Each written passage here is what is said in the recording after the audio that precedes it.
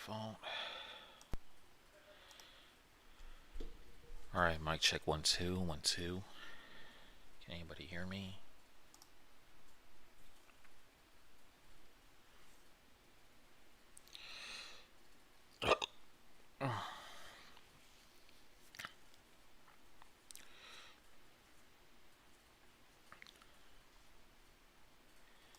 Alright, mic check 1 2 1 2. Okay. Alright. Thank you all for coming out.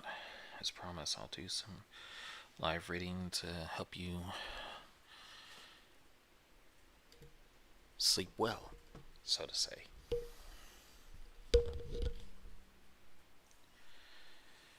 Alright. Alright, thank you, Andrew Valentine. Welcome. Mr. Mad Chatter, what's up? What's up to you too, Andrew? Welcome. CCG, what's up? Sorry I was a tad late, but thought I can power walk my way through into the convenience store and back, but unfortunately that didn't happen, and I had to do something that was in dire need of my attention. So let's get started. And just a reminder to everybody, if you have any suggestions for a story, that's free to use. Let me know in the comment section below or in the chat. Horror Hive is here. Behead, what's up? Oh, Valentine. My apologies. I hope you're doing well, Mr. Valentine. Slumber Reads, hey, what's up, man? Can't stay, but just dropping by to say hi. Have a great stream. Aw, thank you, man. Much appreciated. You have a good night, man.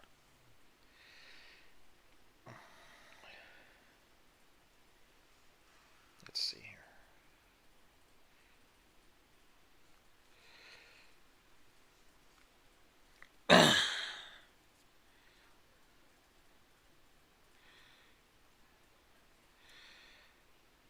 First story is from a good friend from Reddit of all places. He goes by the name of God 984. The story is called I Was Offered to Join a Group of Killers. Let us begin.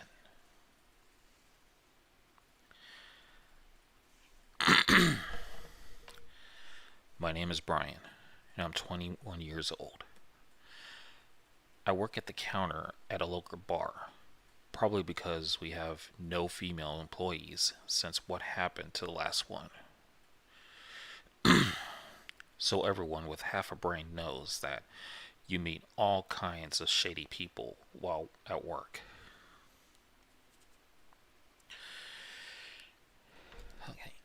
Okay, this pop filter's in my way.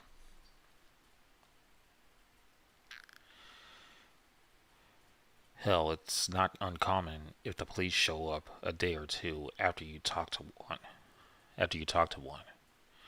Our manager doesn't like to admit it, but our establishment, quote unquote, is the place all the creeps and possible sociopaths go to.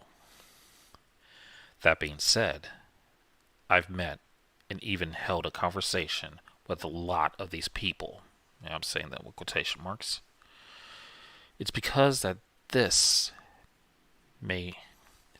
It's because that this that may that my fellow coworkers tend to be uncomfortable around me. After all, I must not be normal, since I can hold a conversation with an abuser or possible arsonist. So yeah, the workplace isn't a place for me to socialize. Unless you count talking to criminals socializing. Not that it matters, because I dislike socializing anyway.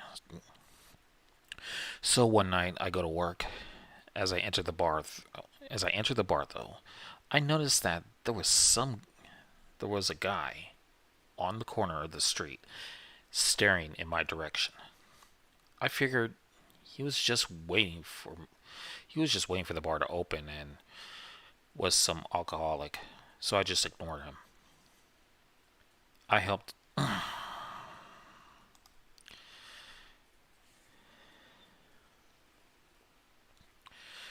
I figured yeah, I helped the manager open and began to work as our usual customers came in, rushing from work to get their fix. One of them came up to the counter and began to talk about his crappy life. He was saying something along the lines that he was going to get laid off and that his manager was failing. Sorry, and that his marriage was failing. I didn't really pay attention to him and more focused on looking around for people who wanted refills. It was then that I noticed him. It was the man that had been at the corner of the street. At the corner of the street. I kept an eye on him, nodding and shaking my head through conversations.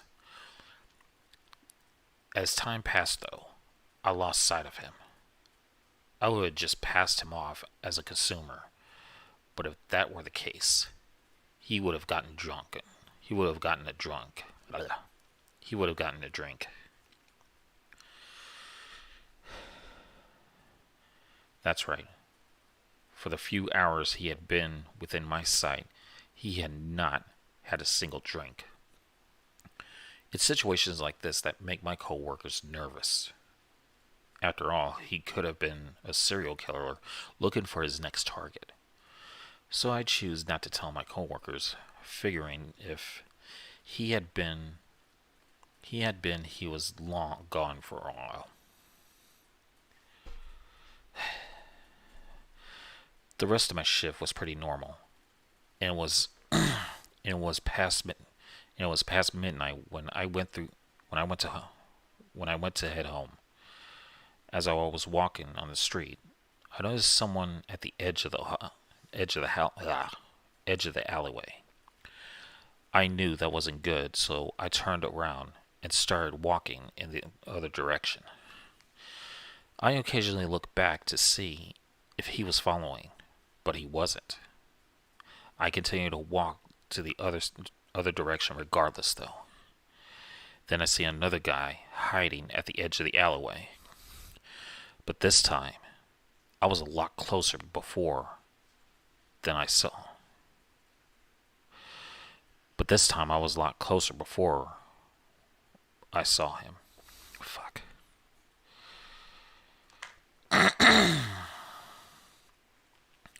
I can barely make out their shapes in the darkness. Not to mention, there are no street lamps, so it would have been impossible to see them if they were wearing black. Now alarms are going off in my head.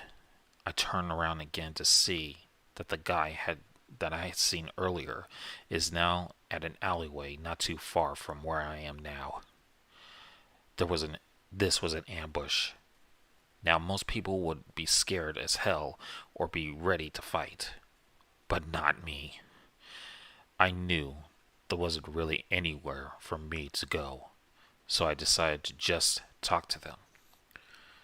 I yelled, "I hate to break it to you, but I could see you guys, assuming there was only two." No reply. "If you're going to do something, I suggest you do it sooner or later, because there are some people heading this way." Still no reply. I turned around looking at the alleyway where I had seen one of them. There was no longer anybody there. I turned to look at the other alleyway, and once again, there was no one there. That made no sense. Why would they just disappear? God damn it.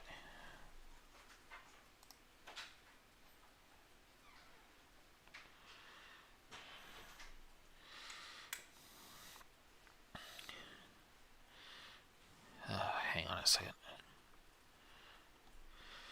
They obviously didn't plan on robbing me. After all, you don't trap someone and try to avoid being seen like that if you're going to rob someone. On top of that, I'm pretty sure I saw one of their cheeks, which meant they haven't covered their faces. The only conclusion I came to is that they're either planning on killing me or were just some teenagers pulling a prank. The second is unlikely, saying this part of town is where all the criminals live. Go figure. I shrugged it off, continuing my walk home. A group of drunken men walked not far behind me. I made it back to my apartment and fell asleep soon after. Fast forward about a month. I'm still working at the bar, and I haven't had any encounters with those guys. But I do occasionally see that drunken guy who was at the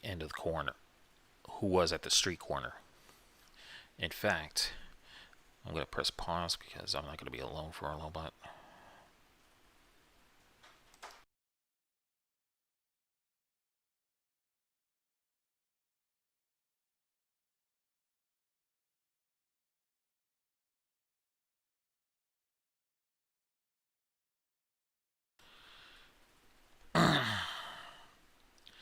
Sorry about that. In fact, that drunken guy has come to this bar so often he's become a regular. And he doesn't get drunk much. In fact, sometimes he doesn't drink at all. It was mostly due to the latter part.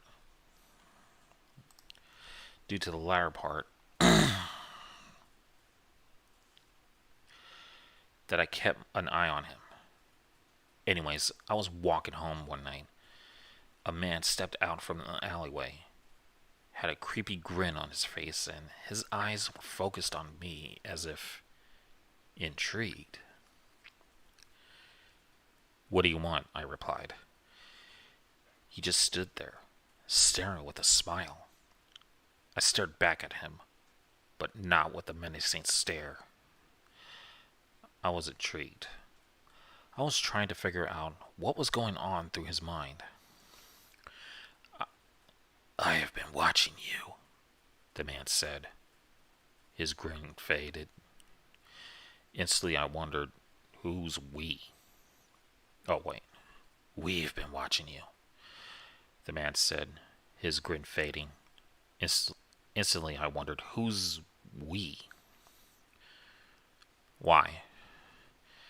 "You intrigue us." His eyes still focused on me.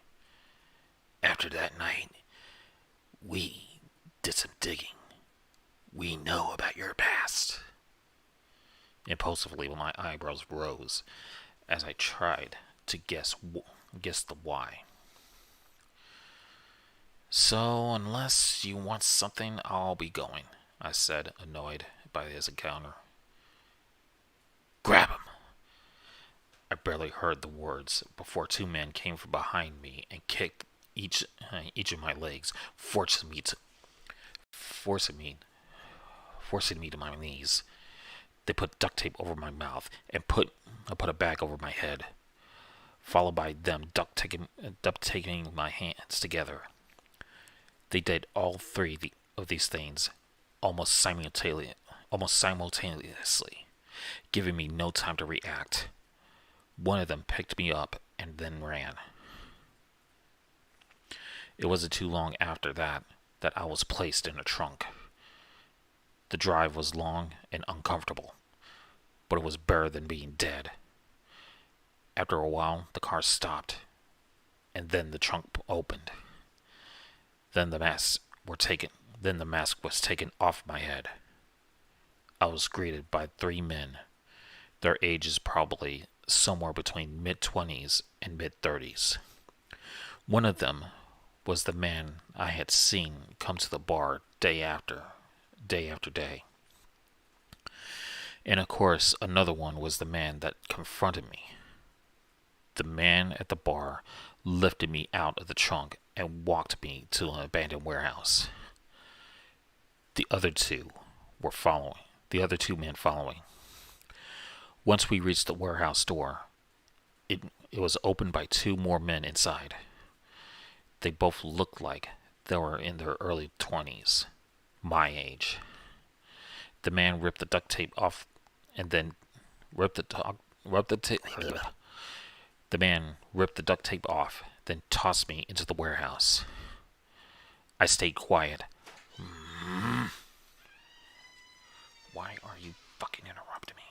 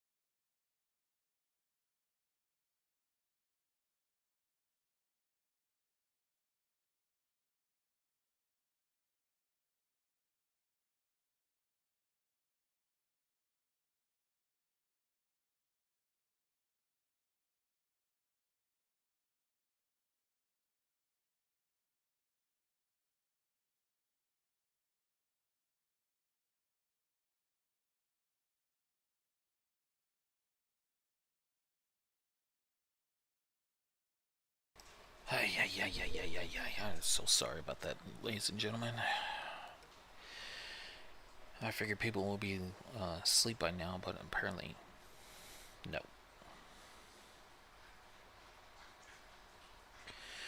I'm gonna restart from. I'm gonna restart. I'm so sorry about that, ladies and gentlemen. Forgot to turn off the playback. Yeah, maybe you don't. Well, I'll finish the story and I'll explain my livid situation. Anyways, I'm gonna start from here.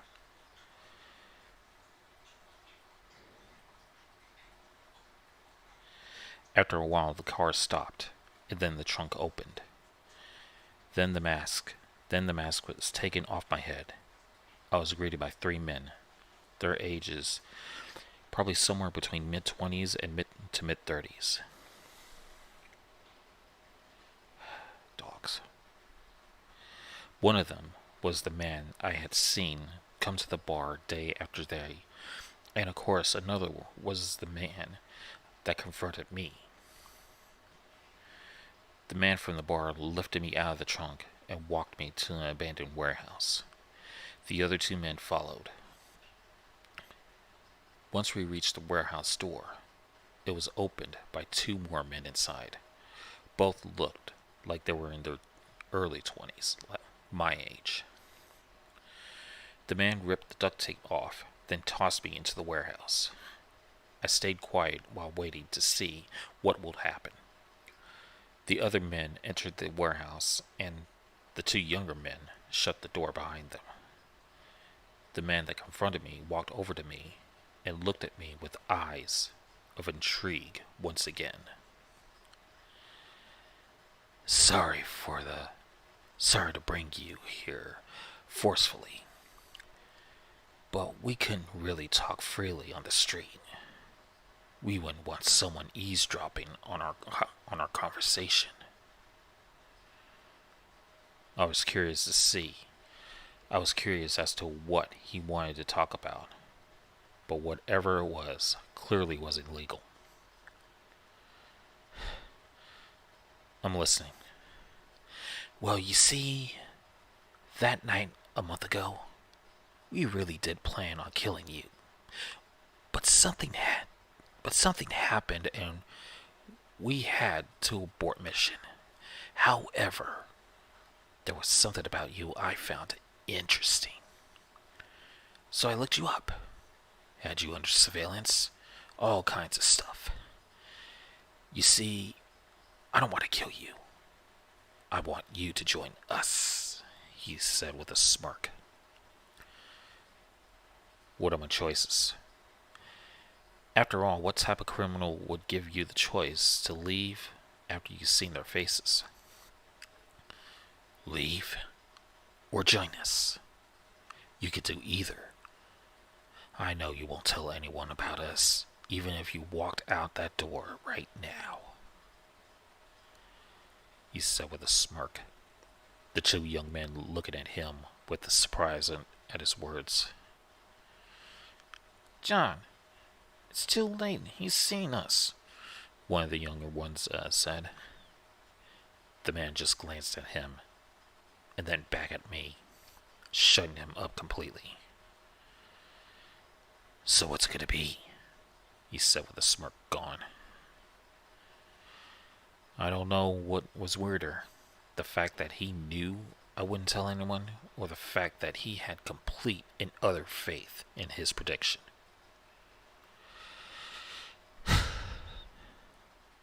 Sure, I'm in. Good.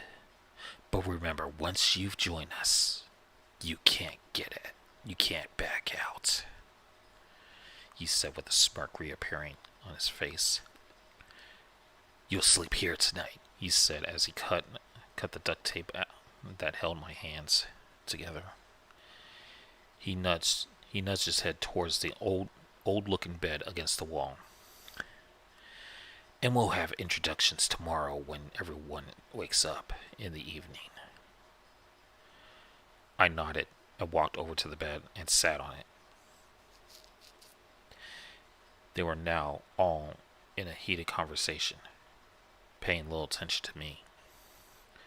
I took advantage. I took advantage of that to type this to type this all up using my phone. I feel as if I had a good idea on how much shit I'm in.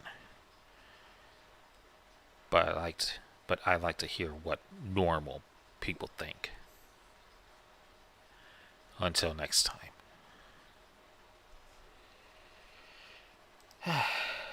Alright. And that was I was offered to join a group of killers, part 1, by God 984. Alright. So why I muted myself earlier. Like I said, I live with family, and I thought everybody was asleep. Kids, adults, elderly. But apparently no, because the grandpa decided to get up and go to the bathroom, making me nervous, thinking he was going to come out here and reveal a bunch of shit in front of the live studio audience like I'm seeing right now. And then, of course, I was trying to read to y'all, entertain y'all, trying to give you some spooks. And the husband comes out, and yes, I live in a house with my ex-girlfriend and her husband and her daughter and her father and hers and my kid.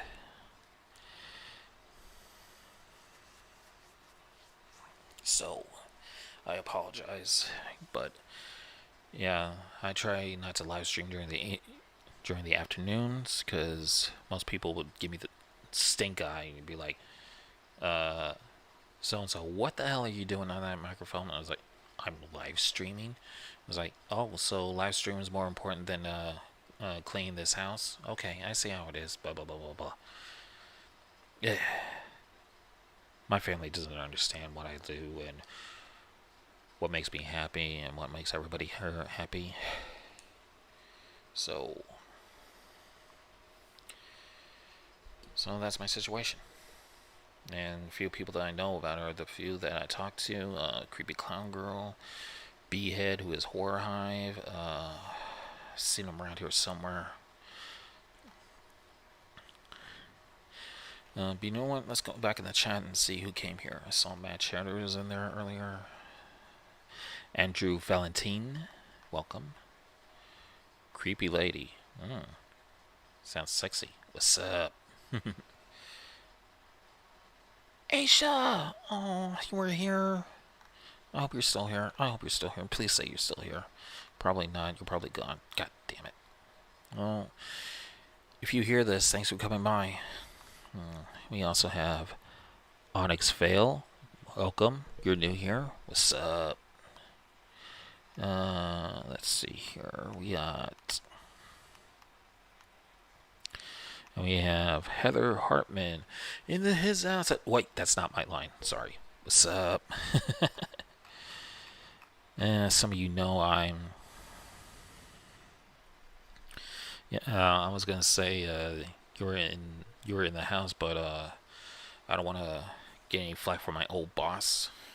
So.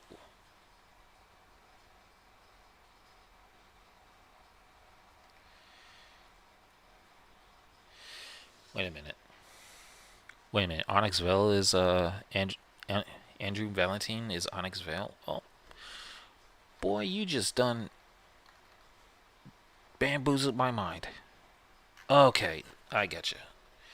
All right, so Onyx Vale, you are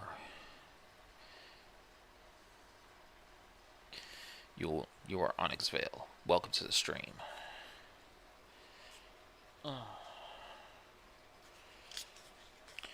And you're probably wondering, is there going to be a continuation of Group of Killers? There actually is. It actually has 6 parts, including a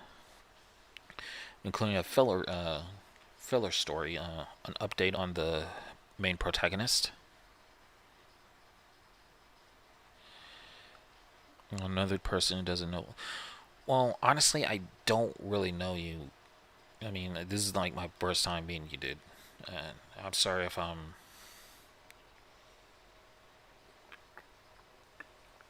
sorry if that offends you, man. I don't mean to offend. But yeah, well, I'm glad you can make it too. Again. But yeah, the story I just read is a six-parter, including a aftermath part.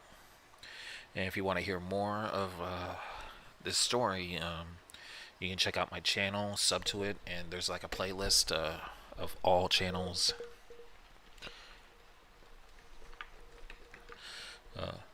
There's like a playlist of all the stories in there. So if you want to take the time to go ahead and like, comment, share, all that jazz, I'll be most appreciative. Oh, why thank you, Heather.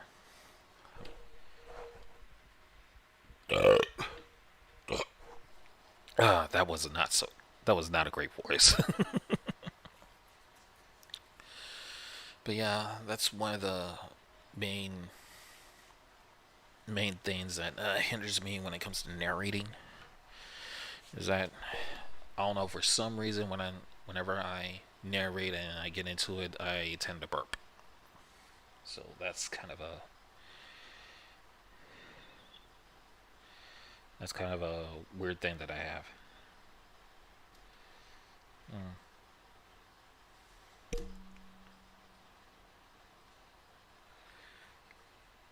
Oh, shut up, B-head.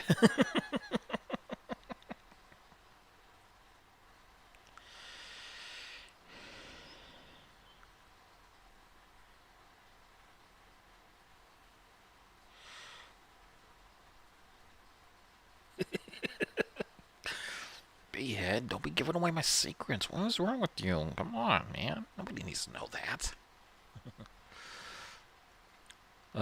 Onyxville says, my biggest one is CCG didn't seem to recognize me as Andrew Valentine. I'm pretty sure she's seen both accounts too. Speaking of CG, oh, I believe we need to have a little powwow sometime. Because I think I seen your name in the Discord servers, mostly on Breaker Breakers or in the Carnival of Horrors. I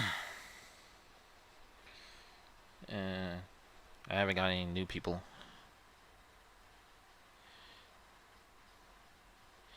Yeah, she can give me a compliment, but still, man, we can't be giving away secrets of how to make a belch sound like a monster.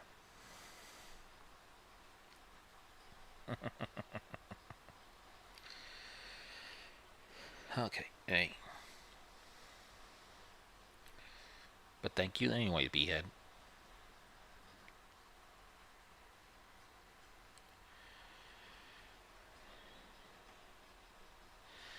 What state, countries everyone's in?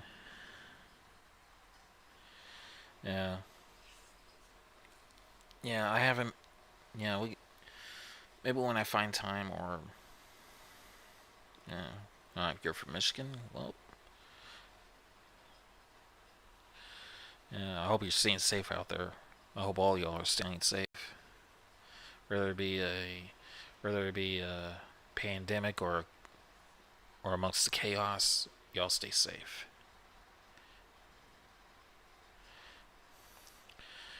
Uh, what states, countries, everyone's in? I am in Texas, or as I like to call it, the asshole of the universe. All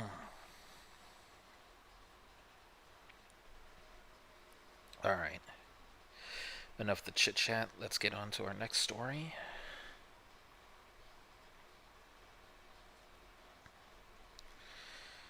Get out of Reddit for a while before I get in trouble again. Long story.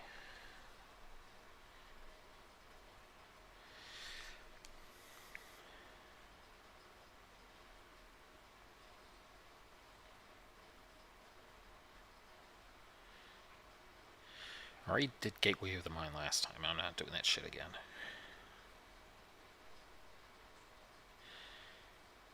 Here's a story I did for the Horror Hive on my channel. And one of the collabs that I don't remember what it was. Oh yeah, it was in Cage Misery's Bonfire Get Together. I'm in San Antonio. Oh, I am so sorry.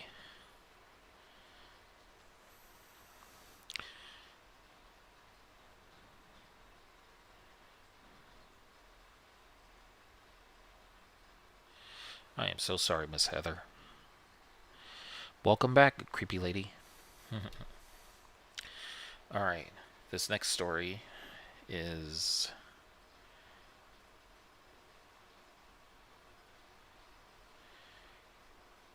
from the Creepypasta Wiki, whose name is anonymous, but is available under CC BY-SA Creator Commons.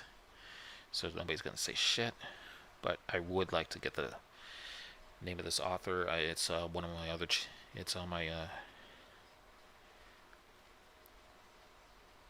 It's on my channel. If you want to check it out, and here is Theatrical Glory. This song is called "Dancing with Evil."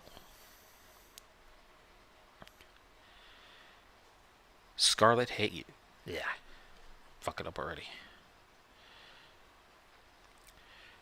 Scarlet hated being grounded, but with her overprotective mother, it was a common thing.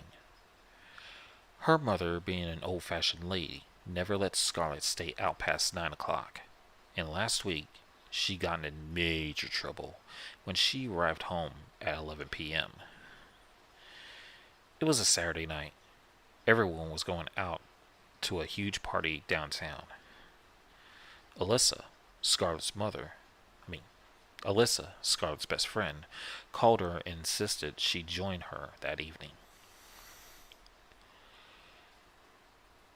Everyone's gonna be there, Alyssa whimpered when Scarlett said she was grounded. I have my mom's car. For the night, and I can get you home by midnight. Just tell your mom you're going to bed early tonight and sneak out your window. It'll be easy. Scarlett thought this through, and she continued that she simply could not miss out on the party of the year. Alyssa was one hell of a persuader. Oh, all right, Scarlett said. Pick me up in an hour. This was the first time she ever snuck out. She couldn't help but feel bad about lying to her mother, but she figured she would get over it. She looked in the mirror. Long dark hair fell at her waist. I can do this, she thought to herself. Though she'd been reluctant at first, the risk of what she was doing now filled her with excitement. An hour later, Alyssa arrived, according to plan. Scarlett carefully opened her window and slipped outside, tiptoeing to her friend's car. When they arrived downtown, it felt like they weren't even in the right place. The street where the party was supposed to be was disturbingly quiet. The street lights were either dimmed or shut off completely. As they slowed down, they found a huge place next to an abandoned warehouse. This had to be the party.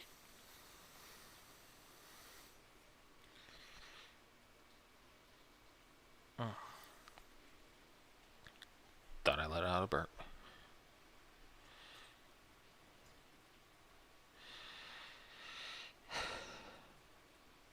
This had to be. Damn it, I lost my place. Oh, wait. All the other buildings were dark and empty, but this one was brightly lit, with music booming through the walls. They parked nearby and got out of the car. As they walked to the entrance, they were surprised to find that there were no doormen or guards standing in front of the entrance. All it had was a raggedy old banner that said, "Welcome," in big, bold letters. When they went inside, they saw hundreds of people dancing and drinking.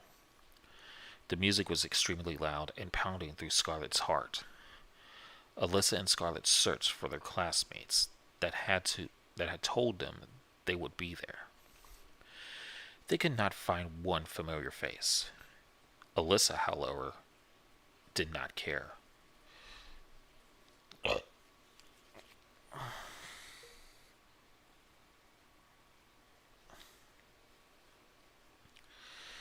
not care, and told Scarlett this was one of the coolest parties she had been to. Scarlett wasn't sure if she was scared or not. Some people's faces looked warm and kind, like the blonde girl who waved at them when they first came in. Others looked dark and lifeless, as if they weren't even really there.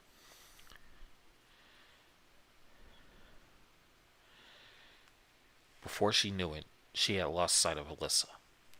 She couldn't find her anywhere. One second she was there, the next she wasn't. Starting to panic, Scarlett made her way through the mob of laughing and dancing people. She located the bar and sat in one of the stools. There was no bartender, which was odd, as the people around her had plenty to drink. Where they had gotten it all, which was odd, as the people around her had plenty to drink. Where had they gotten it all? She felt uncomfortable and angry at Alyssa for ditching her. Now all she could do was sit and wait for Alyssa to hopefully come back to her.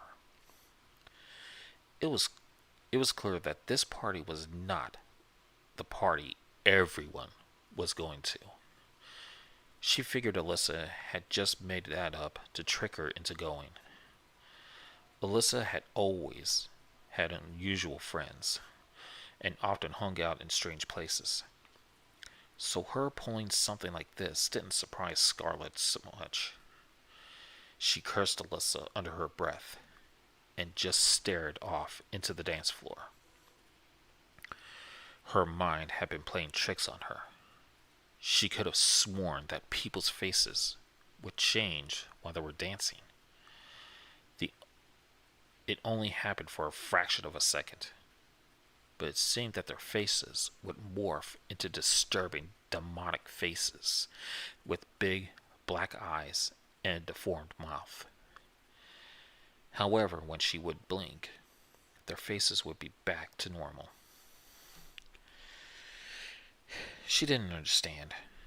She wasn't drinking nor doing drugs. Why would I see these things? She thought, confused. She tried to convince herself that it was just her imagination, but the chills were already starting to run down her spine, and she knew that there was no use. Getting more desperate, she got off the stool and started looking for Alyssa. "Alyssa!"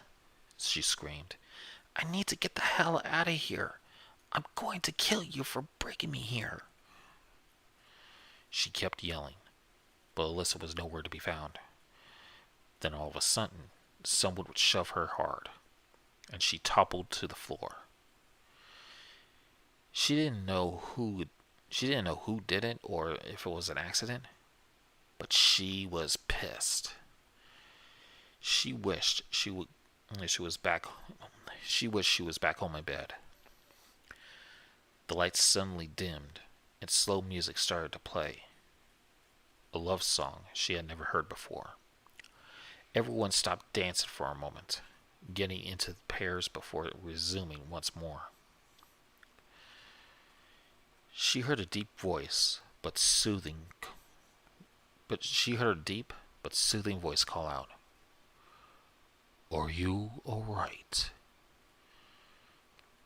She looked up to see a tall, handsome-looking man.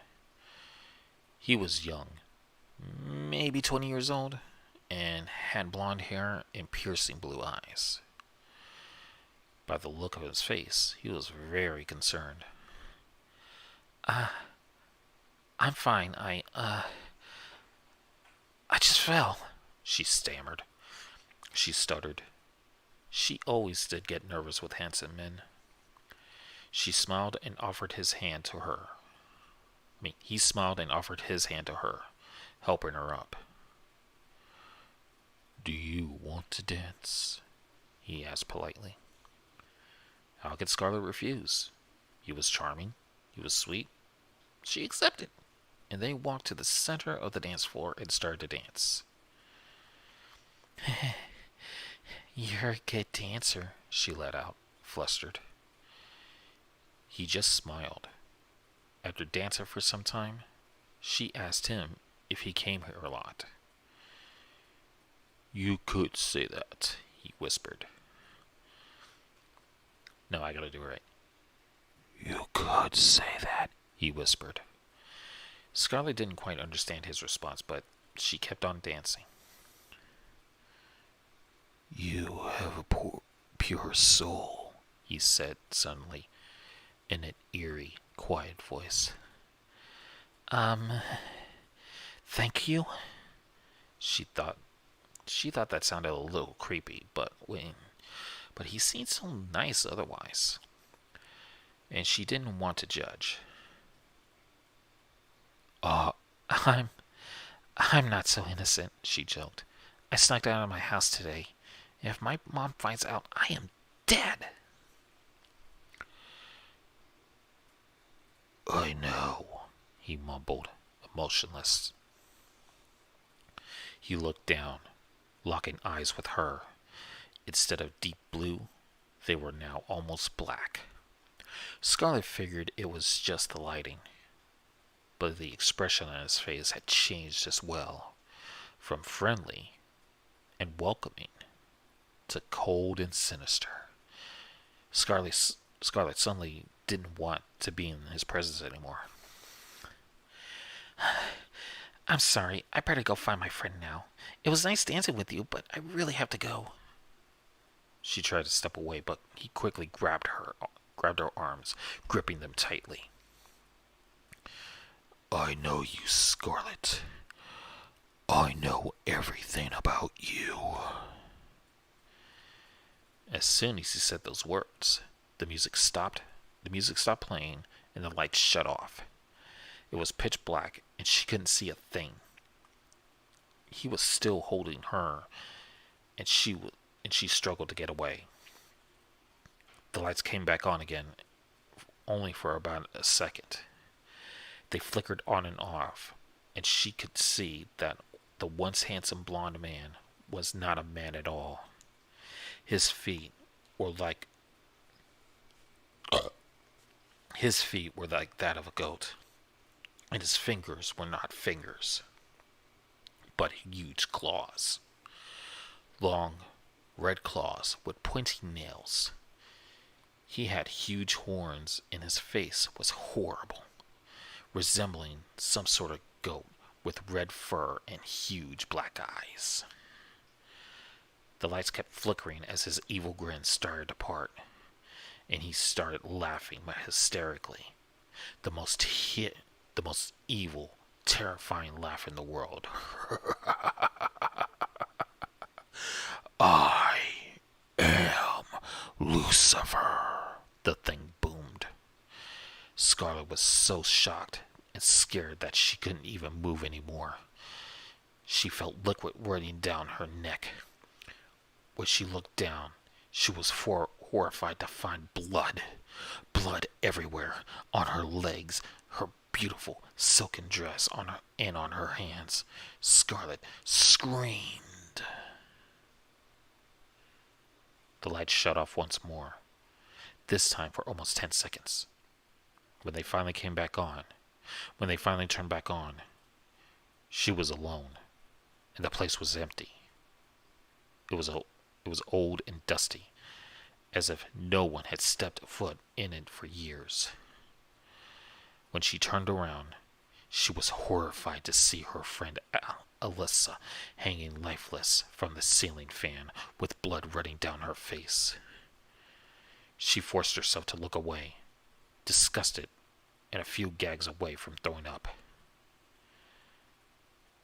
That was when Scarlet noticed a horrible, burning feeling on her torso. She lifted her dress to see what was hurting. And there on her stomach was carved, "You're next."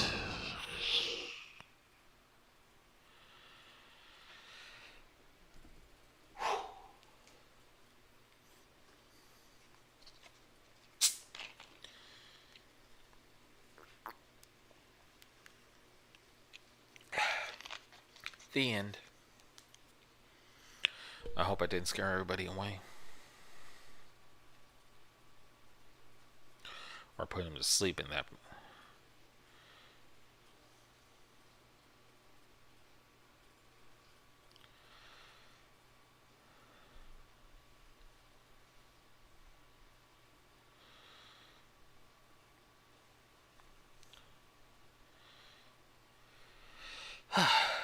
Yeah, take a breather for a little bit. I see only 5 people are watching, and I don't know. My watch counter is like jumping up and down. I don't know. So I don't know what the hell's going on.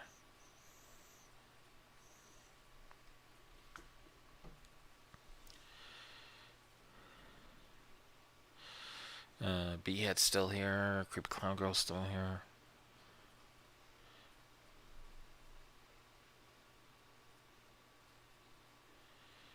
Is it scaring us? The point? Well, what's that? You're a little snarky, aren't you? That's okay. I tend to be a little prick as well, but only to those who deserve it.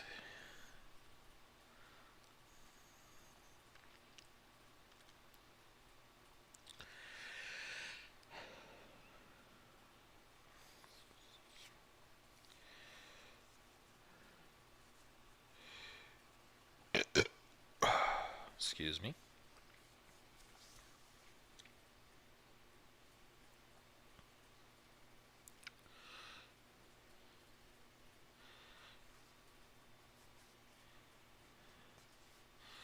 I gotta fix my necklace. Aw, thank you, creepy lady. Let's see.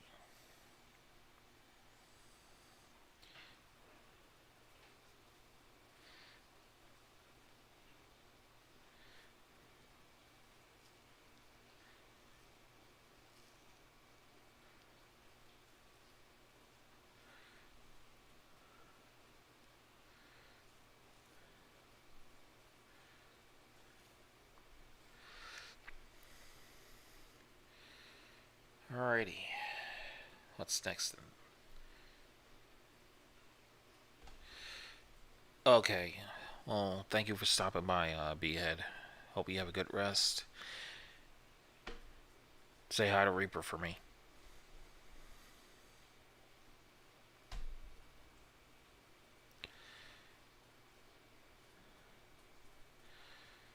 Okay.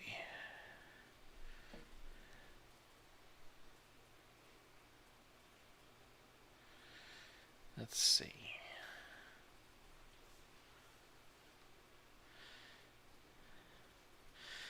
It's okay, Vale. Believe me, I probably clap myself, but I'm trying to make sure everybody's asleep and I don't get no fucking weird ass looks from people who are dickheads. Let's see here.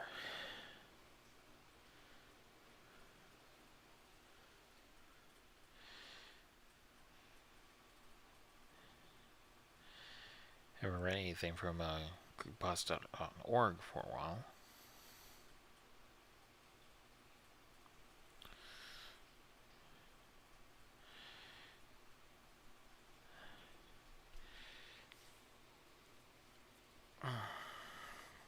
already.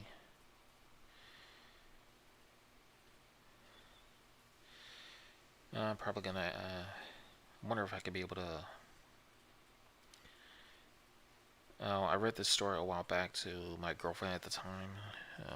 I was trying to help her sleep,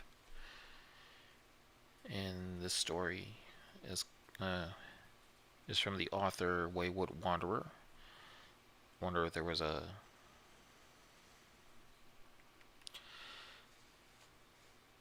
Wonder if I could be able to get into contact with them, but this may be a long one. So this story is called "The Eighth Floor."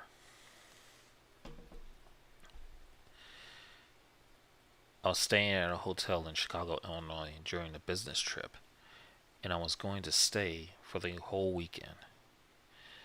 It was an older hotel, one that still used small keys rather than key cards to enter rooms.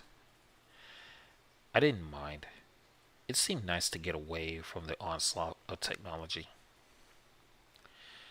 When I checked into the hotel, it was packed full.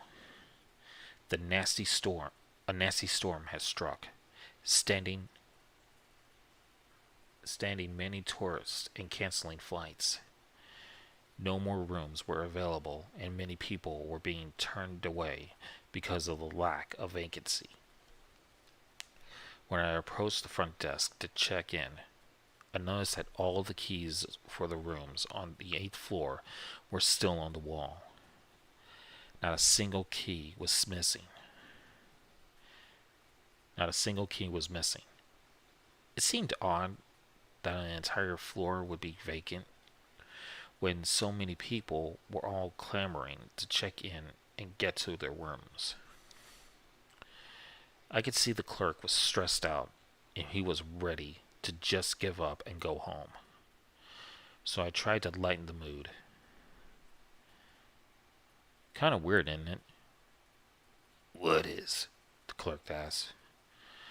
How everyone on the 8th floor is missing? The clerk gave me an odd look, and his face paled. What do you know about the 8th floor? He replied in a serious tone. What? Nothing, I answered honestly, a little embarrassed that my attempt to lighten the mood backfired. I just noticed that all the keys on the 8th floor are still behind the desk. The clerk blushed a little and tried to laugh it off. Oh, yeah, I see now.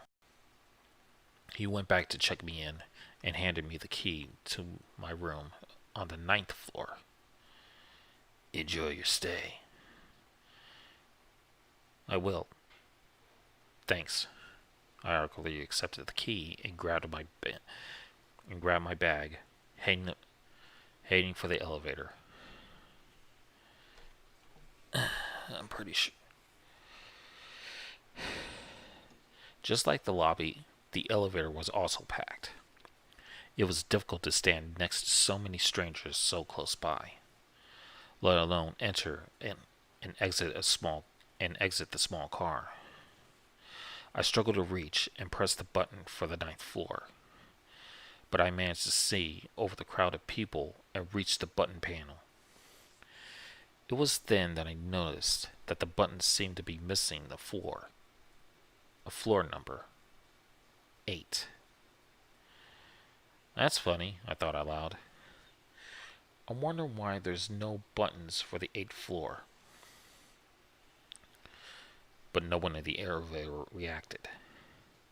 They either didn't care, or they were too preoccupied and didn't hear me. Once I finally got to my floor and checked into my room, I took a moment to relax and unwind on the bed.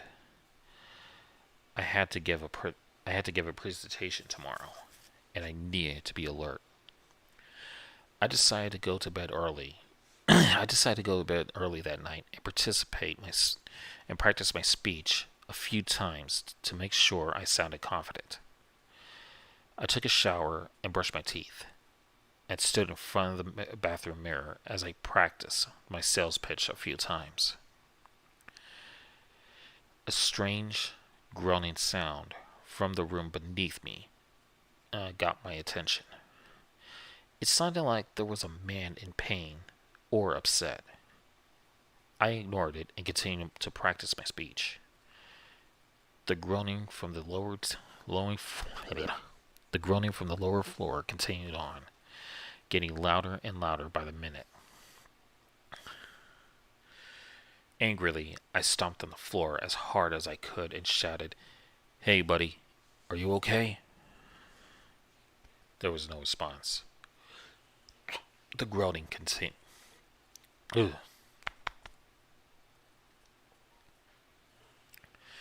There was no response. The groaning stopped.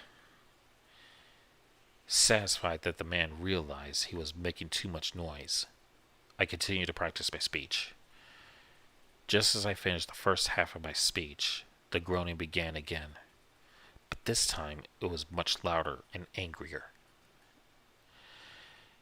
If this was going to be an all night, if this was going to go on all night, there was no way to be prepared for my presentation tomorrow. I knocked on my neighbor's door and was greeted with a grumpy response from a young woman and her new husband. "Excuse me," I politely tried to engage in conversation. "Do you hear that noise in the room below us?" "No." The woman sounded more confused than grouchy. "We haven't heard anything until you pounded on our door." "Oh, sorry," I apologized, once again feeling embarrassed. Must be the pipes or something. Must be the pipes or something then. I tried to think of a possible alternative explanation so I didn't seem like I was a crazy person. Well, I'll call the manager then. Good night." "Well, I'll call management again. Good night." The couple shut the door and locked it. I returned to my room where the groaning noise continued. I picked up the phone on the small table next to the bed and called the front desk to complain about the noise. When I mentioned that it seemed to be coming from the room beneath me, a room on the 8th floor, the woman answered on the phone suddenly got quiet. The woman who answered my phone suddenly got quiet.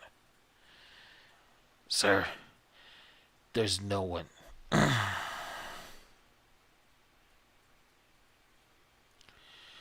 "Sir, there is no one checked in that room.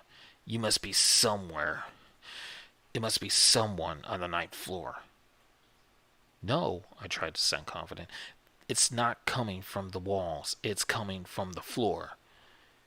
"Well," the woman sounded rattled, and I could sense that she was trying to think of an explanation just to get me to hang up. "I'll call the maintenance crew tomorrow. It's probably some leaky pipe or a problem with the heating ducts." "Yeah, thanks." I hung up the phone, not believing her for an instant. The groaning was growing louder and angrier by the minute. I put my hands to my ears and tried to block the sound. But wasn't enough.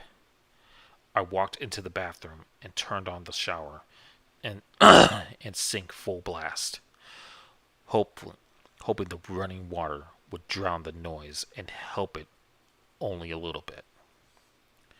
I sat on the bathroom floor, trying to think of a way to get some sleep, but I didn't have any other options. All the rooms were full. I couldn't request a new room, and there was no way another hotel would have vacancy during the storm. Suddenly the pipes on the shower began to rattle violently. The shaking was so strong that it caused the shower to sputter as it continued to run. The sound was like thunder inside the walls and the thunder outside the hotel. as well as pounding rain, sounded like there was a freight train barreling down the tracks right at me. I left my room, grabbing my key and phone, and made my way to the elevator so I could lodge a complaint in the lobby. As soon as I stepped inside the elevator, I remembered that the 8 button couldn't be I remember that the 8th floor couldn't be accessed. The number was not an option, and I remembered that all all the keys for the 8th floor were still behind the desk at the lobby. How can anyone check into a room on the 8th floor? Curious, I exited the elevator and made my way to the stairs. I walked down the stairwell from the 9th floor and directly onto the 7th floor. That's impossible, I told myself. I walked back up the stairs and double-checked the floor numbers. Sure enough, just like the elevator, there was no number 8. I walked up and down the staircase a few times trying to figure out what was going on. Then I noticed a small imperfection in the wall next to the doorway that led on to the 7th floor. I checked and realized that there was a gap. The gap was between a hidden door and its door frame. Using my fingertips, I pried the door open and found a small staircase leading back up to one flight, up to the otherwise non-existent 8th floor. It was dark and dusty, like no one had used this passageway in years. I used the screen on my phone to light my way as I made way up the secret stairs. There was another door at the top of the stairs. It wasn't sealed away or hidden. It was easily accessible. The door was numbered 8. Opening the door, I found myself on the 8th floor and alone. I could just feel it. There was no one else on the 8th floor with me.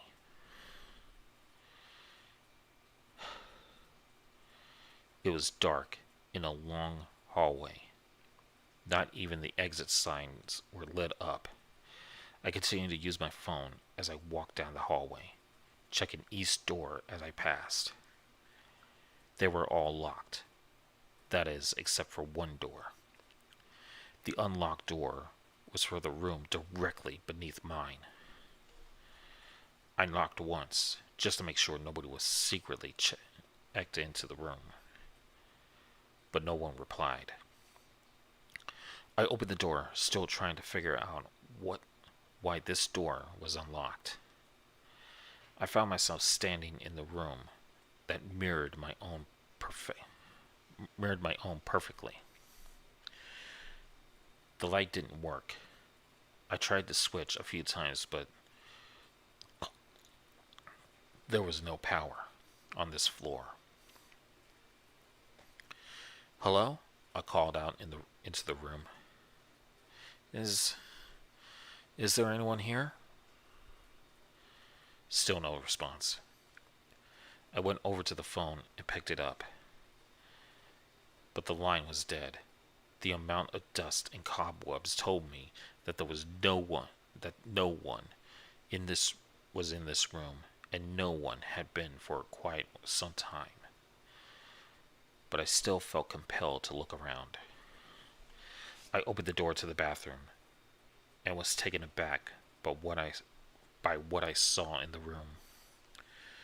There was a bathtub in the room, unlike mine, which had a shower, and the tub was full of water. The water was at the top. My back. The water was at the top of the tub, threatening to spill over at any moment. I stepped closer, using my phone to light my way, when I noticed a dark figure in the tub. It looked like a man. A dead man. Shining my phone over the tub, I stared down into the still into the still water as if in a trance, trying to look at the man's dead face. As my senses slowly came back to me, the man's eyes opened and he looked directly at me. I fell back on the floor, dropping my phone and losing my light. The splashing sound came from the tub, and I could feel cold water spilling all onto the floor, soaking into my clothes. The sound of a heavy, wet footstep exited the tub. The, st- the second the second footstep was all the motivation I needed to get up and run. I bolted from the room, not caring about my phone or who the man was, and ran down the hall back to the door where from whence I entered. I ran down the stairs all the way down to into the lobby and didn't stop until I collided with the desk. Breathlessly, I tried to tell the clerk what I had seen and that we needed to call the police. The clerk, who looked scared, not so much because there was a dead body in the hotel, but more like he was afraid of getting fired, escorted me to the manager's office behind the desk. Sir, sir, the man tried to sound calm and reassuring. What did you see exactly? I told him what I had seen and what I had heard. I showed him the wet spots on my clothes where the tub's water splashed on me. I didn't care if I got arrested for trespassing or for causing a disturbance. I had to tell someone what happened. The clerk listened intently to my story, not blinking, not looking away. When I finished, he got up and walked over to a large file cabinet. He opened an unmarked drawer and began thumbing through the extensive collection of files. Pulling a file from the drawer, he opened it up and pulled out a very old news article. Is this the man you saw? He asked as he handed me the article. I looked at the clipping and felt my stomach drop. It was him. That was the man. The clerk sat down across from me and smiled a little. You're not the first one to see him. That was not the reaction I was expecting. Read the article. It should help clear things up. The article told the story of a man who had gone away on a business and returned home to discover that his pregnant wife had been cheating on him and that the baby wasn't his. Heartbroken and betrayed, the man checked himself into the hotel and never left his room. He was heard crying and wailing in heartbreak for 3 days before he finally stopped. When the maid entered his room to clean, she found his body in the bathtub. He had taken his own life, drowning himself after ingesting many sleeping pills. Ugh. Is this why you don't let anyone check in on the 8th floor? Because of him? I asked, feeling more at ease, knowing that I wasn't crazy. No, the clerk admitted. He was only one of the reasons we don't let anyone check in on the 8th floor. What do you mean? The clerk smiled again. You see that file cabinet? Yeah. And that unmarked drawer on the bottom? Yeah, I answered again. What of it? That drawer contains every reason we don't let anyone check in on the 8th floor. Ever since this hotel opened in 1873, we had people die in very unusual ways, always on the 8th floor. That's strange, I commented, feeling a little queasy. What's stranger is the fact that no two deaths were the same, and no two deaths even took place in the same room. Each room on the 8th floor has housed a tragic death, and each room had been reportedly haunted by the dead. That sent shivers up my spine. What? How? Are you telling me the 8th floor is cursed? Anyone who checks into a room is going to die or be haunted? The clerk bowed his head. It's not just the rooms that have seen death. Maintenance workers have died attempting simple repairs. One man was electrocuted trying to fix the lights. Another fell down the elevator shaft to his death. A maid was found dead, hanging by her neck at the end of a hallway. I sat transfixed. Fear. I sat in transfixed fear at the story the clerk had just told me, and didn't want to believe it. But shouldn't we call the police? I saw a body. Everyone does, the clerk explained. Even the police had seen the bodies, but had never been able to explain the situations. I didn't know what to do. It was late. I was exhausted. I didn't want to cause any more disturbances. Reluctantly, I returned to my room, took the elevator, and held my breath as the car passed by the sealed-off 8th floor. As I approached my room, I saw something on the wet floor outside my door. It was my phone.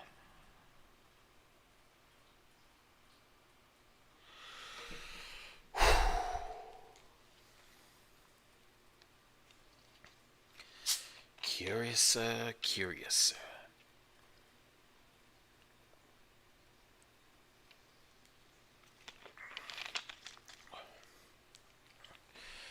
Alright, let's look back at the chat.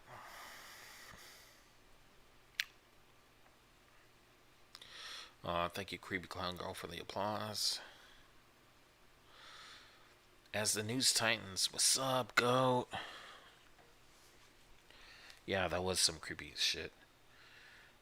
Oh, Cool Cat is here. What's up? If this happened to me, I would rate this hotel 1 star, but this is some creepy ass shit. Yeah, I know. But why not seal the door off? Yeah, that will make common sense, but nowadays people don't use common sense. You know what I'm saying?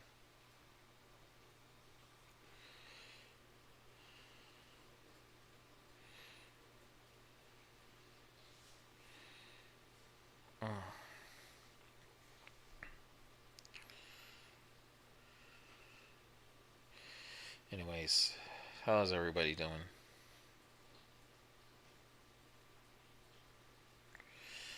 I hope your night is doing good.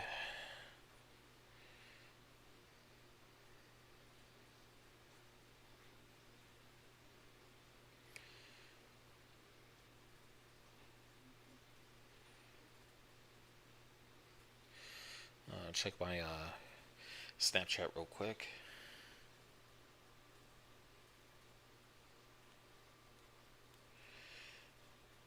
Oh, well, thank you, Cool Cat. And believe me, my voice is not that fantastic. Ah, Creepy Conqueror, welcome back. Where'd you go?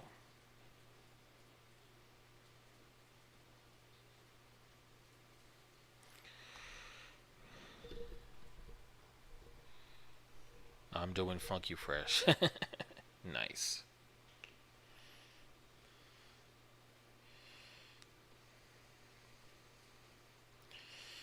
Reading scary stories. It's only best if read at night.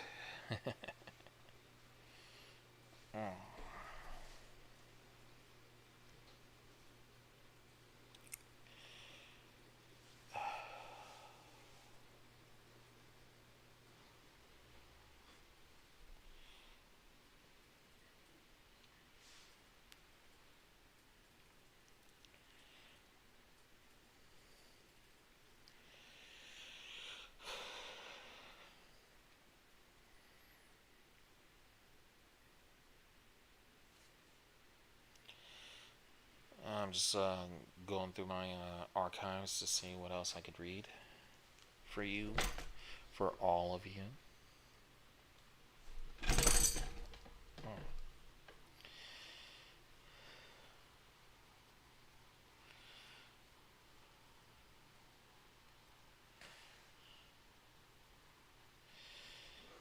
Maybe even give you a little classic. Where I am at is technically morning. Technically morning. Oh, where are you? Oh, damn.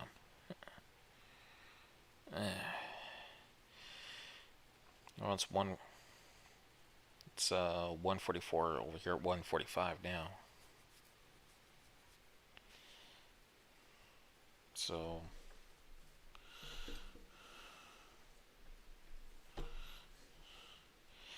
you know what? I'm gonna read something from creepypasta.com. Haven't been on there since creepypasta.com is littered with ads, and it fucks with my OS.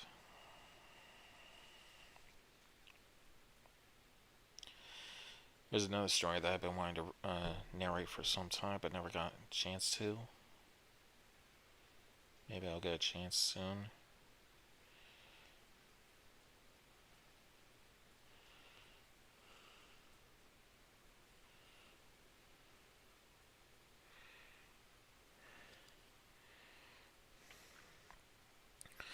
Oh, I'm sorry, Cool Cat. I'll let you go to sleep if you want.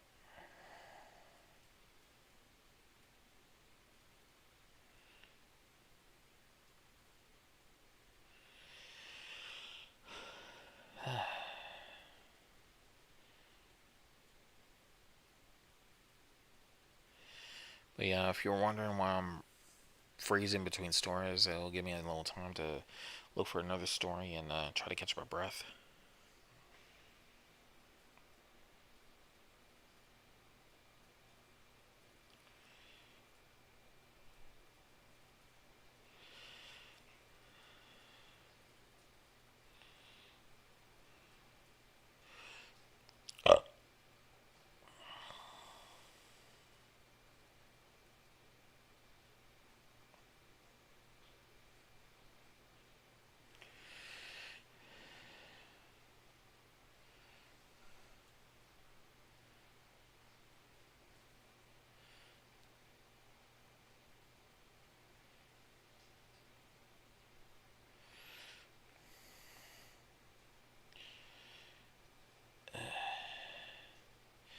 Credit to X.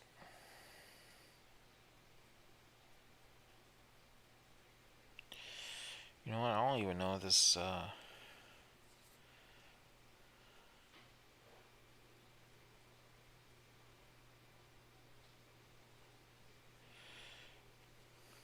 don't even know if this is free.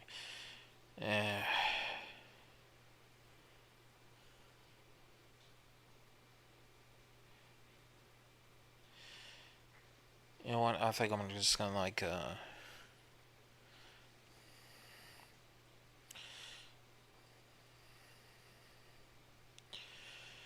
think I'm just gonna go ahead and advertise my subreddit.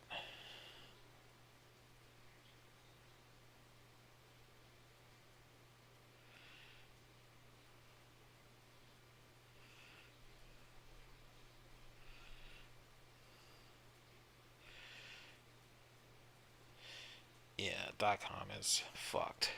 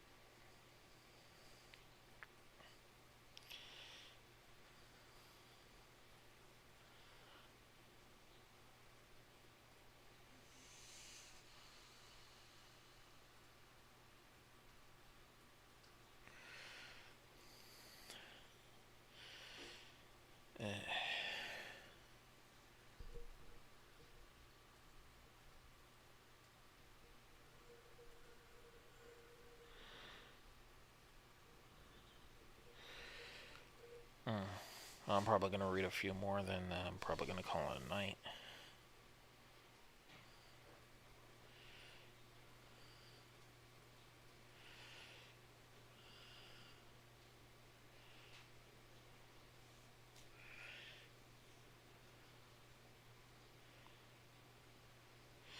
I heard somebody they wanted to hear some Jin stories. DJINN.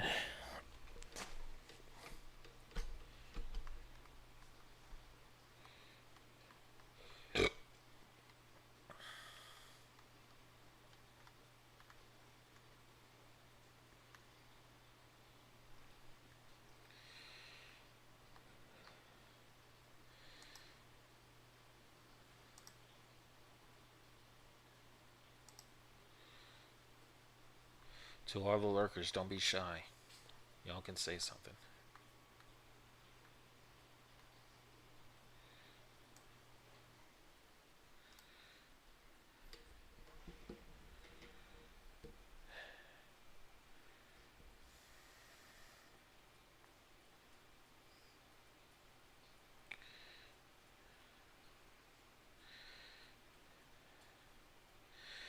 Well, it's like I said, I tend to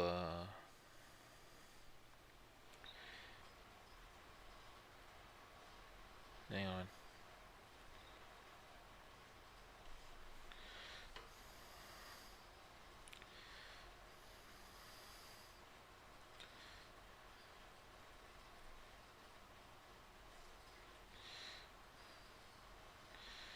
Well, I'm gonna try not to keep you up too late.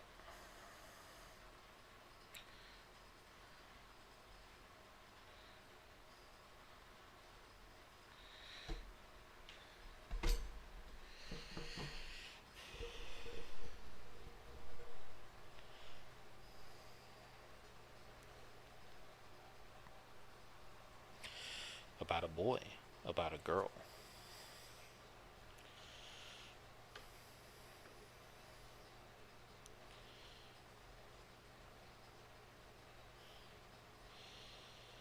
But yeah, Onyxville is right, cool cat. If you need to sleep, you need to go to sleep.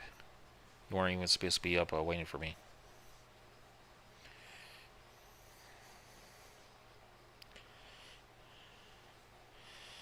All right. And for those of you who are still awake and want everybody else to hear, don't forget to share the stream with everybody you know.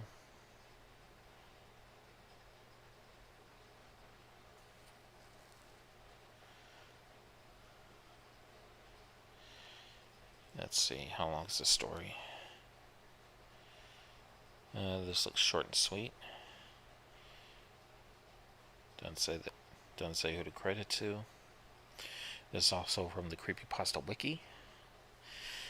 The story is called Blind Harvest.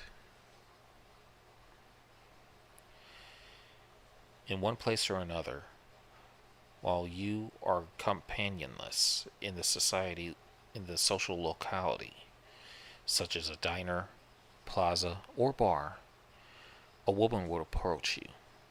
She would be wearing shades that mask her eyes and hold a walking stick.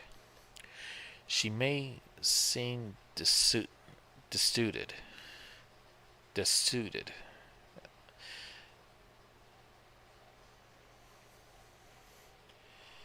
She may be destitute of vision, but in reality, she is tracking your every move. She will ask for something similar to, "May I sit with you?"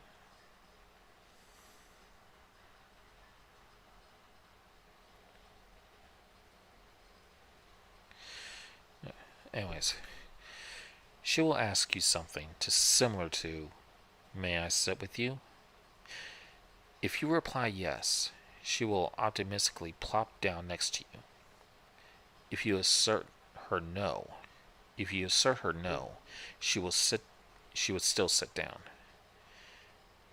and mostly displaying aimlessly displaying slightly because of the furrowing of her eyebrows and the clenching of her mouth and fingers at this point, especially if you suggest no.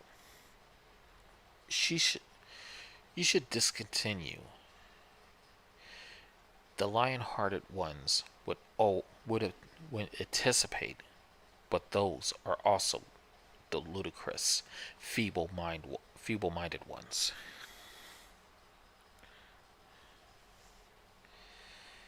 She will be wearing a straightforward white thigh length dress and boots.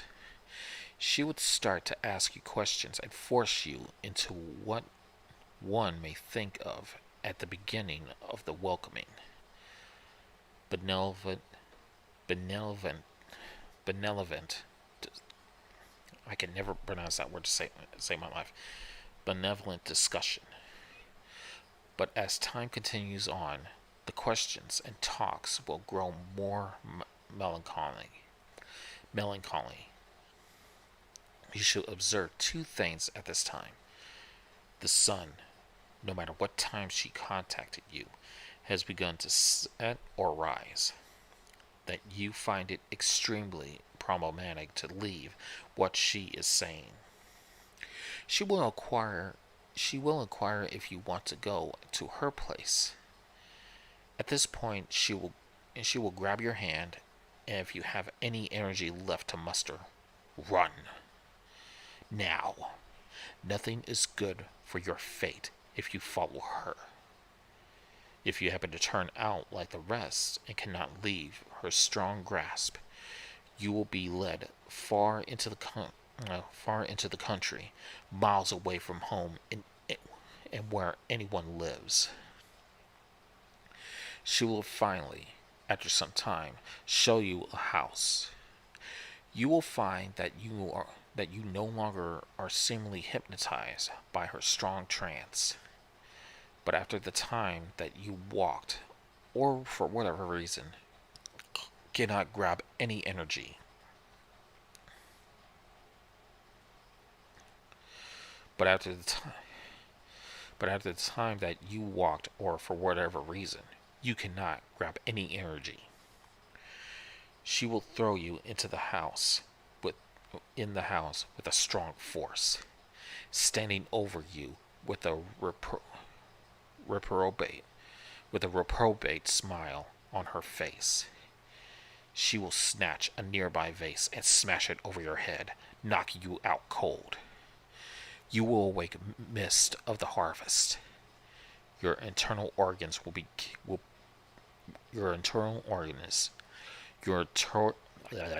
your internal organs carefully pulled out and placed onto labeled jars.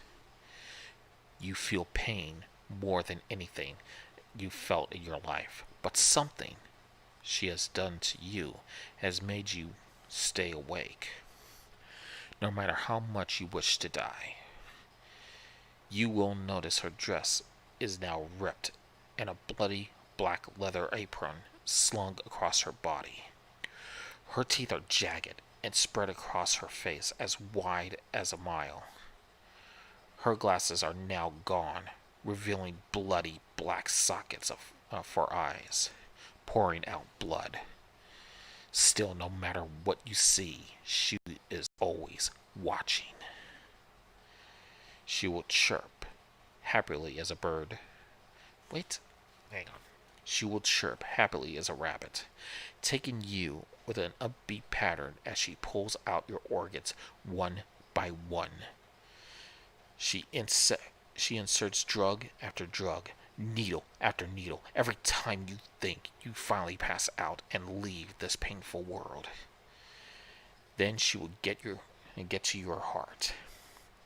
She will have no mercy in this situation. But she will also make it quick.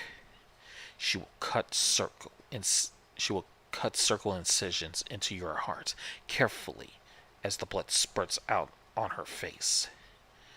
She holds it gently in her hands as she straddles you.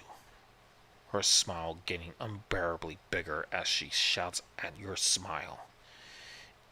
If you even manage to smile weakly, she will still rip out your heart, and that would be the end. She gouges out your eyes like herself, letting the blood fall.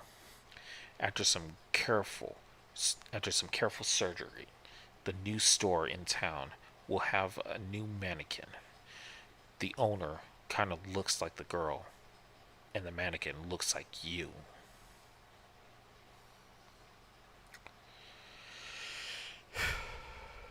Ooh, that was creepy.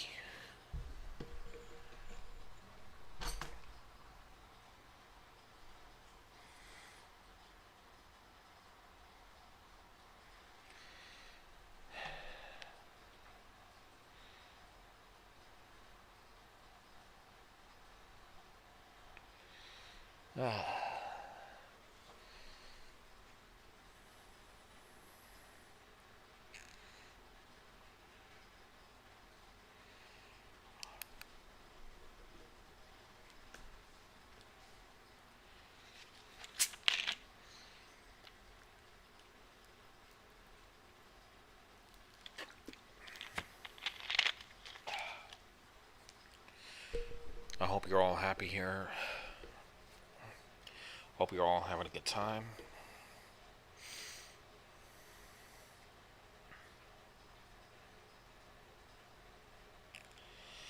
Yeah, it was freaky, wasn't it?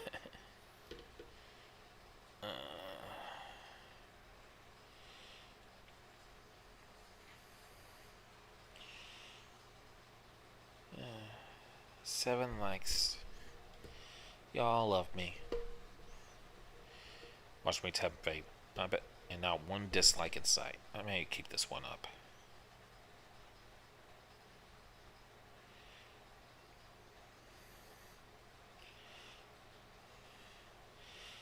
I don't even know where else I'm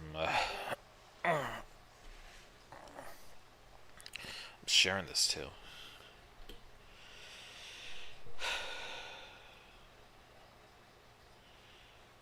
I'm surprised nobody else has stopped me from streaming. Oh well.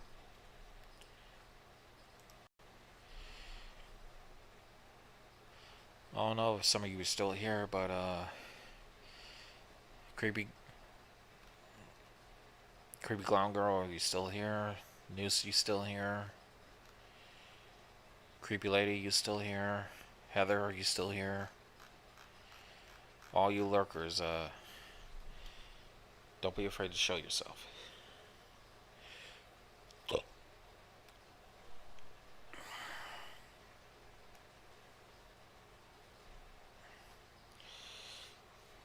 I don't even know who's up at this time of night.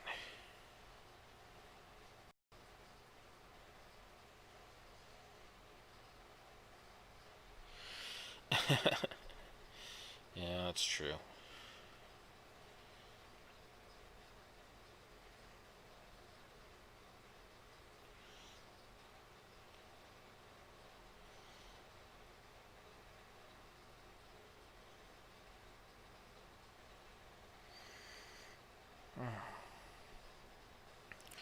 I should probably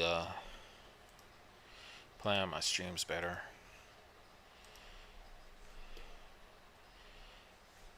But I'm glad I could be able to entertain you all, and hopefully and try to do this more often. But I will be trying to pump out some content soon, because my ex is having her baby sometime soon, either this week or next week.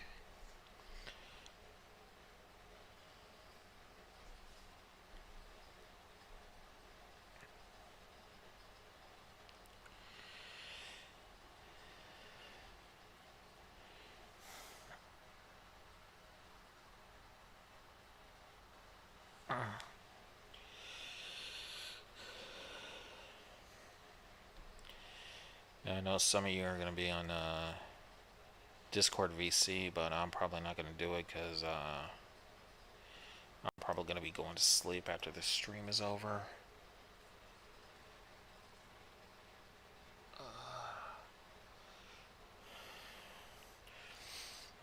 I actually don't know where everybody's at right now.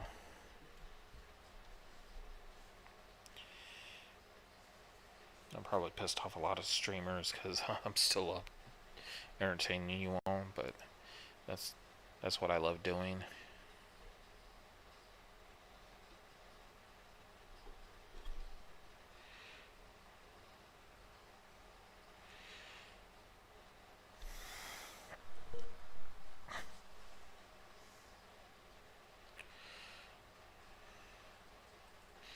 So, I don't know. We're almost coming up to 2 hours now. So, I guess it'll be a good stopping point. Oh, Mutant Artificial Intelligence. What's up? Good stream tonight, Evil. Have a good night. I'm not leaving yet. Oh, gotta go to bed. Sign lurking robot. You goof. Alright, well, have a good one, man. Yeah, I'm probably gonna be signing off soon. But you know what? I'm gonna give you one more story and then I'm heading off to bed. Let's see here.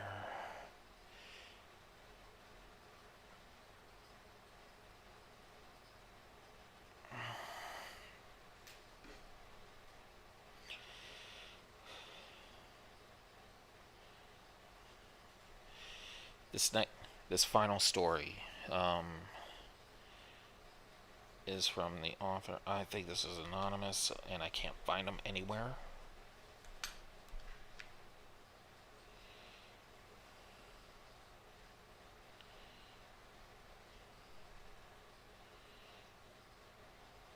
I hope somebody can find them. But this story is called... Yeah, our final story for the night is called Reality's Edge.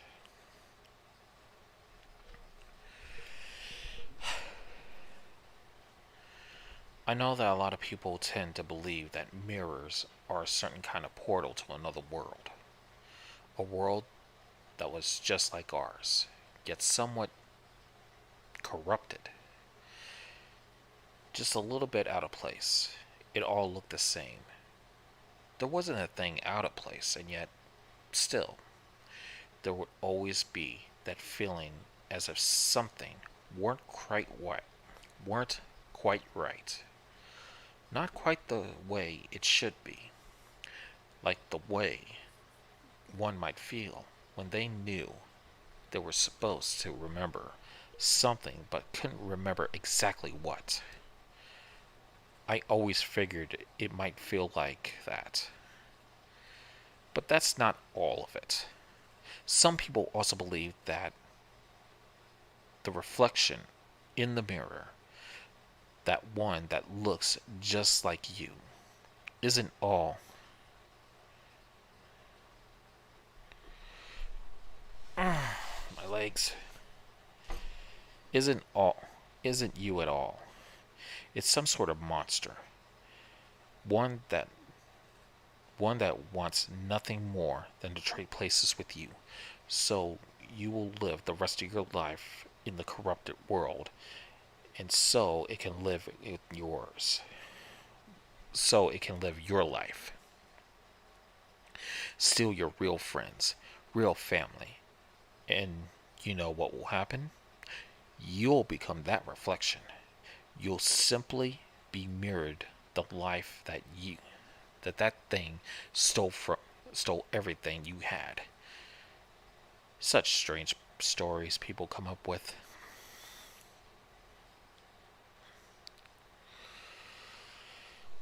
I always wonder how people come up with such absurd things. That the things that go bump in the night are more than just that. Little bumps and sounds. Who could possibly believe there's monsters under their beds? Ghouls in their closets? I, for one, never honestly and truly believed those stories. But I think that I secretly believe there was just the slightest lick of truth to them. Well, I know there was definitely some truth to those stories now. Just a little.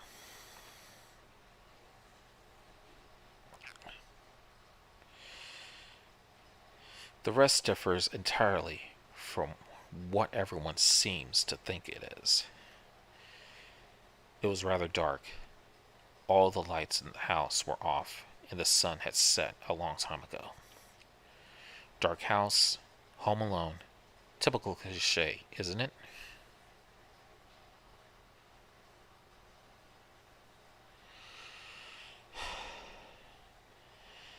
I've been, I've been, I have an explanation of this. Don't you fret. It's only logical that I'd be alone because I don't live with anyone. Why all, why are the lights off? Light is dreadfully painful on my weak little eyes. Shameful. Yeah. Whenever there's too much light, I get one of those headaches, which feels like someone's jabbing the back of your eyes with a fork. So it'd be logical as well that the lights would be off. Contrary to how much time I spent in a dark room. In a quite dark room. I'm still terrible at seeing through the cruel darkness. So every so often I had to turn on a light or two to make sure I'm in the right room. Which of course only hurts my eyes terribly. This very thing happens to be what I was doing when it happened. I stumbled into the bathroom, intending to brush my teeth and go to bed. I flicked on the light so that I could find my toothbrush and toothpaste without stumbling through the darkness and kicking the doorstop accidentally, even while I was attempting to avoid just that. So, of course, my only option would be to turn on the light, even if it meant that fork jabbing headache again. The light switch was flicked up and the bright lights flickered on, practically stabbing my eyes with their fluorescent beams, shutting my eyes tightly as I stumbled over to the sink blindly. I grabbed the edge of the counter and forced myself to open my eyes, staring at the ground to avoid as much light as possible. Just a reflection of the light off the bathroom tile on the floor pained my eyes almost unbearably. If I had to describe what I would say, it was something like a murderer stabbing me in the back of the skull with a rusty spoon. I found myself suddenly having a strange urge, despite the pain supplied by the bright bulbs above my head. Tilting my head slightly to the side, I stared into my reflection's eyes, except it wasn't my reflection. It felt like this could hardly be described as a reflection at all. It was just another me, staring at, well, me. I could just tell as staring into the night. I could just tell as I stared into that thing's eyes, focusing intently on that strange glint of them. I can see that this wasn't, and it never was. All of the times I have ever looked into a mirror in my life, it was never really me. Just a monstrous thing waiting to steal me away. It was all in those dark eyes. In those few seconds I stared into its eyes. A sudden urge to reach out and touch my hand to that things abruptly overwhelmed me, interrupting this little staring match between the monster and I. Ignoring the pain building up behind my eyes and reaching onto the very back of my skull, I reached up touching each of my fingertips to the strange being before me. I felt, I felt a strange chill. I felt a strange.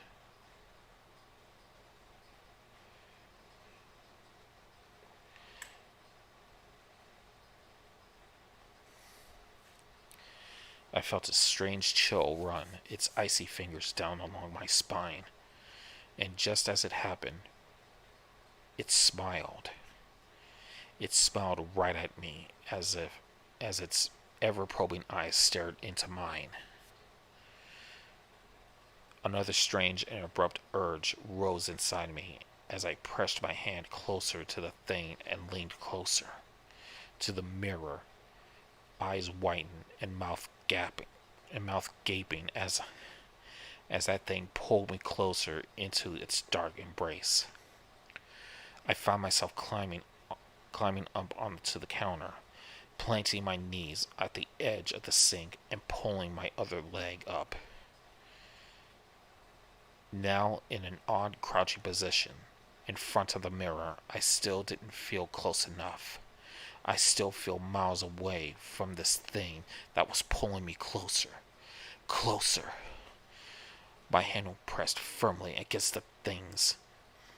It was as though I could close my hand around the things and intertwine my fingers onto it on its own.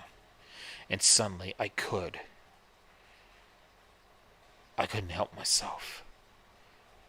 I couldn't help myself but smile at this bizarre imitation of myself as I curled my fingers around its warm hand. It smiled wider than me, and a sense of comfort came over me as though I were crazy to ever doubt its intentions.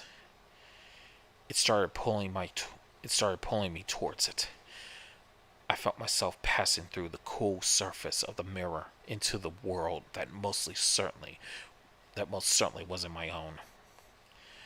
I let my eyes flutter closed, leaning into its gentle embrace as I went through the mirror. It was definitely a strange thing. Strange indeed. But it felt so natural. So perfect. I could feel its soft yet firm arms wrap around me. I opened my eyes to look at it, finding myself smiling again, if only for a split second before trying to push away from this horrible thing that had held me in its grasp. It was tall and definitely masculine looking, though with no discernible gender detailed on its odd and shadowy figure. If it wasn't apparent before, it was definitely now. It definitely was now. This was not my reflection. It never was. It was a demon, tricking me ever so cruelly, with no remorse or guilt for its actions whatsoever. Upon its face were no longer my innocent eyes or wide mouth. No, most certainly not. It smiled at me with what could only be described as an eerie and quite poor, I must say, imitation of affection. I pushed away from it, trying to pull my hand away, and even though my fingers had long since untangled themselves from its own, it still firmly grasped my hand, refusing to let go.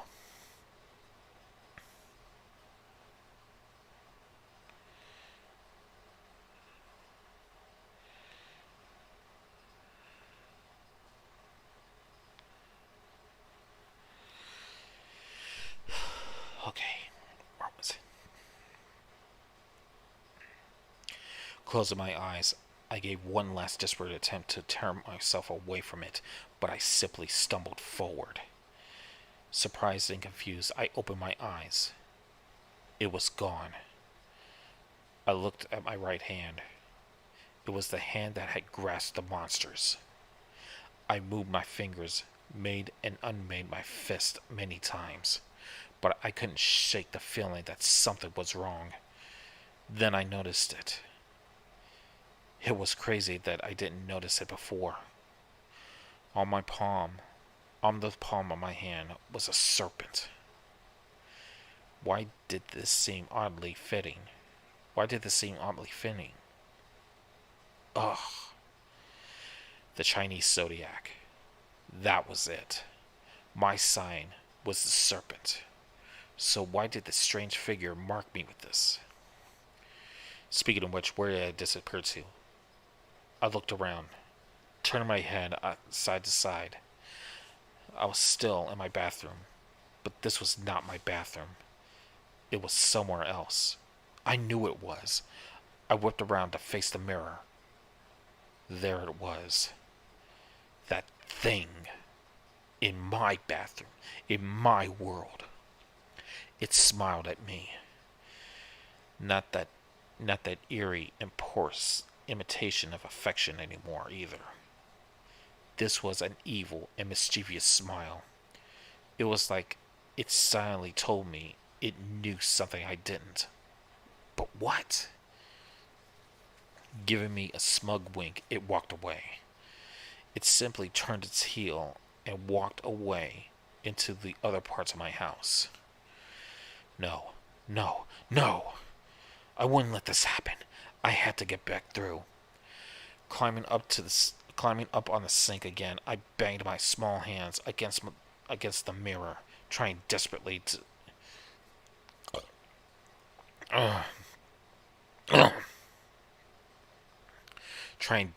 go back through or trigger something, make something happen.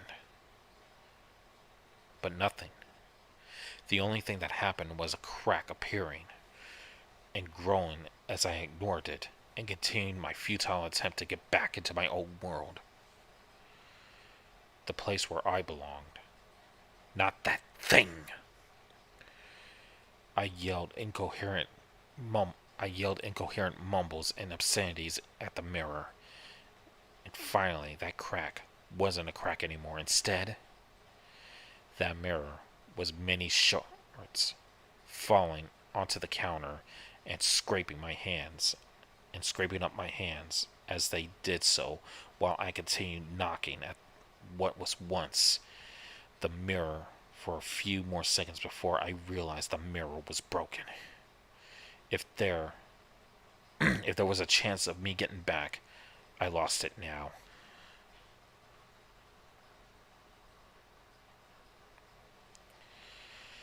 It was over. I was stuck here. Wait. My hands. They were cut. They were bleeding. I climbed out the counter and turned on the sink, picking tiny shards of the broken mirrors out of my skin and rinsing away the blood.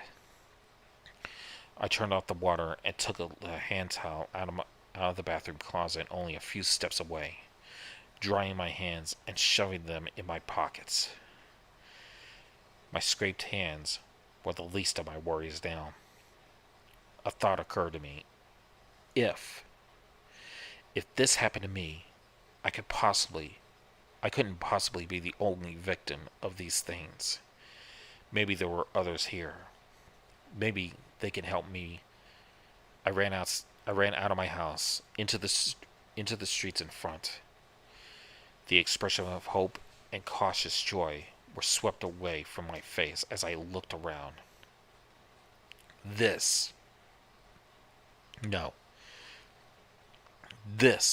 wasn't right. All there were crumbles and ruins of the building that used to surround my house. Most of them looked as though they had been burned down. Only a few buildings beside my own remained standing. But they still seemed dilapidated in a sense.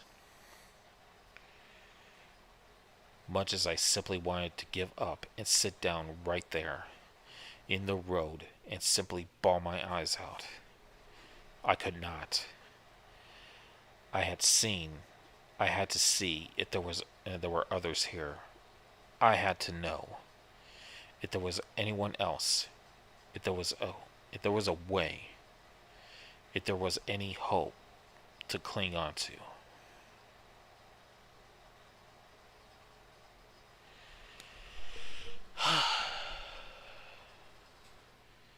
Like I said, I wish I could find the author to this creepypasta, because I'm hoping that maybe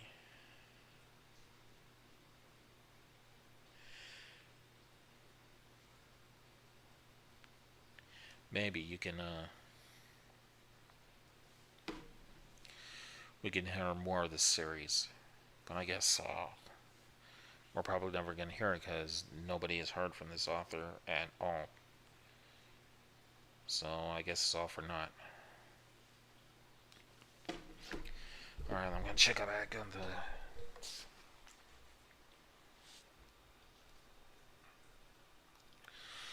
the... Alright.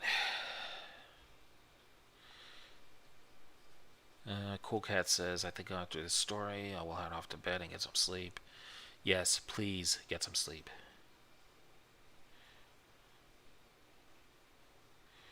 And have a good night.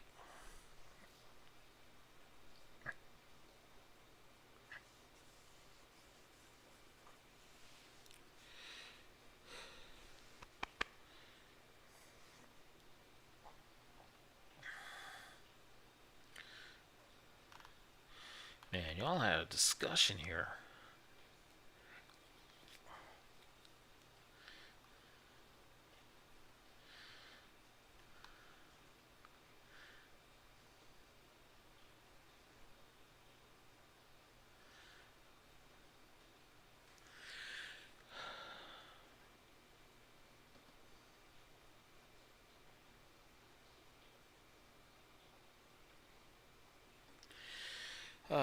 Well, thank you, Cool Cat.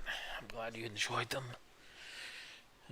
Maybe next time I'll share around my subreddit on Twitter, and maybe I can get some stories there.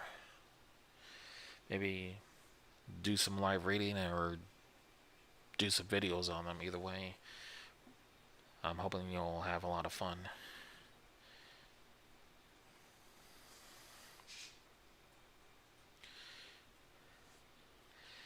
Yes, Onyx, I will. I think we're all gonna go to sleep.